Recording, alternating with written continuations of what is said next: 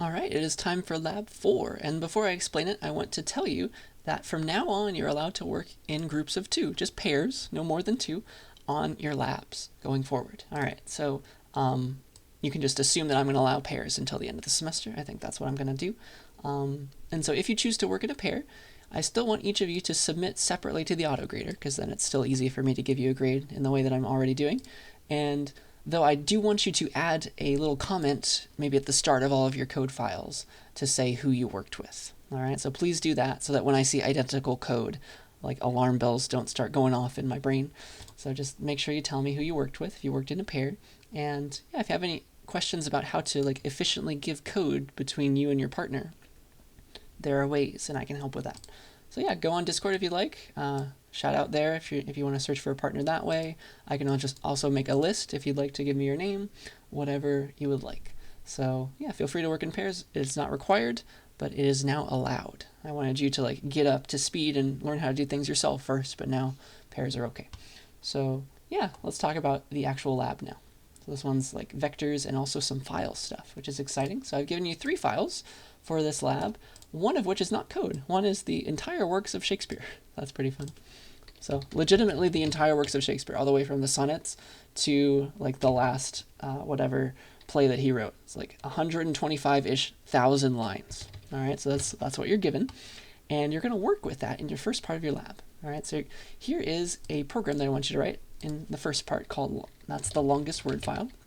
You're going to create a program that reads all of the file in an interesting way. You can just pretend that the file has been typed into you. All right, you're going to read the longest word in a file that has been redirected to CN. So just for all intents and purposes, you can pretend that somebody is typing every word in a file to you.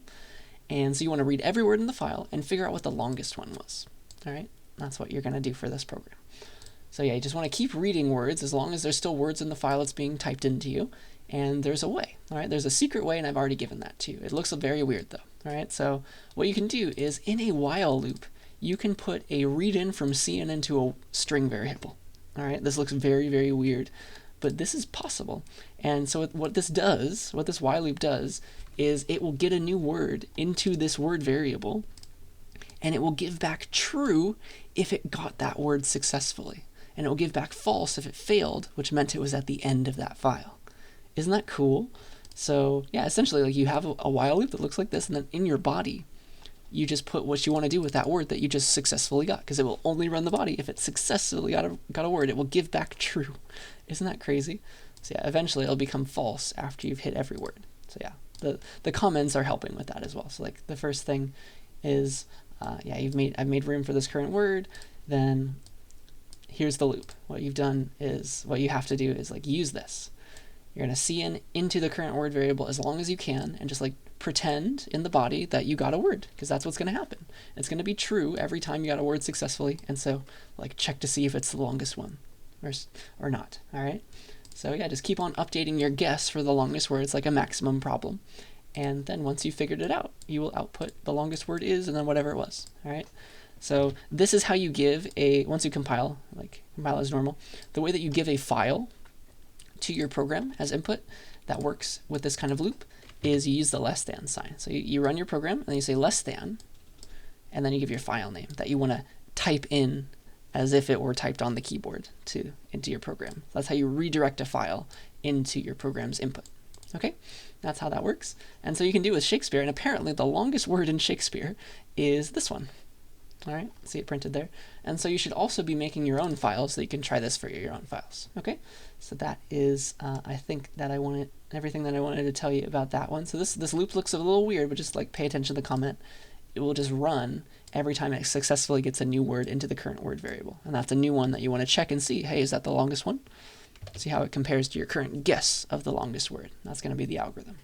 All right, so that's your first part of your lab. Definitely make some extra sample files to test yourself. And yeah, for your last part of your lab, that one is going to involve vectors. So vector operations.cpp.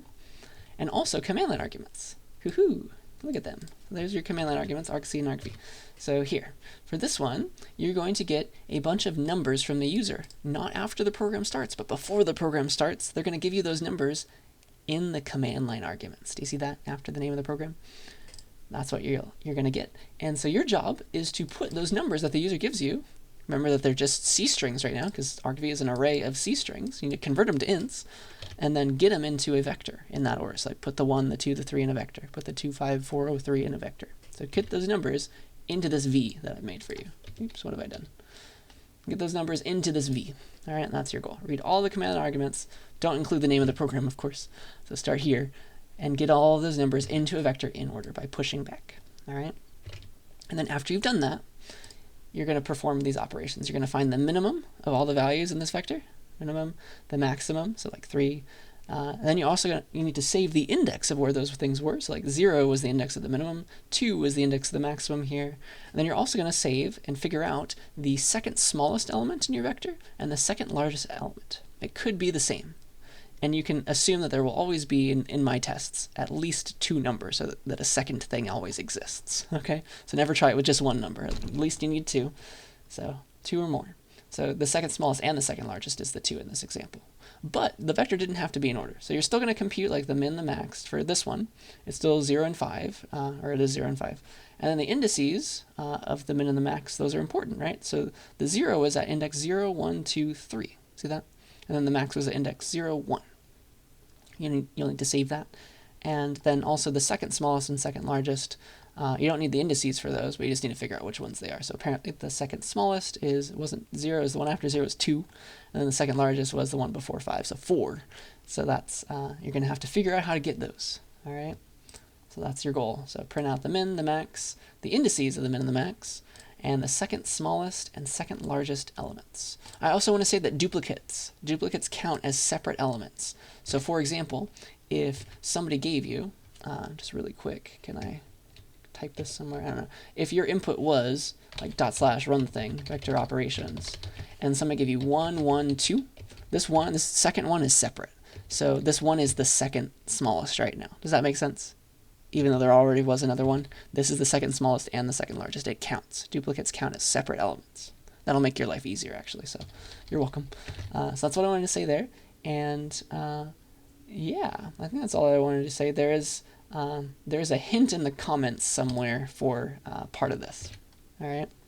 But this one's going to take some extra thought. And I think that's all that I want to say. So you're going to use the command line arguments. Remember to convert to numbers. You'll need to do that. And get them into a vector, and then figure out all these things about them. All right? So I think that's all that I wanted to say. So compile as usual, run with command line arguments. Got to give it some numbers, at least 2. So there's always the second smallest and second largest. And I think that's your lab. I think that's all I want to say. So make sure to read the comments. There's a hint there.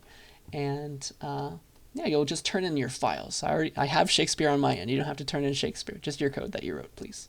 All right, so that's what you're going to give to the turn in command. And there's the rubric as usual. And I think that's all that I want to say. So please pay attention to that due date. Go find a partner if you would like. And yeah, I will see you in the next one.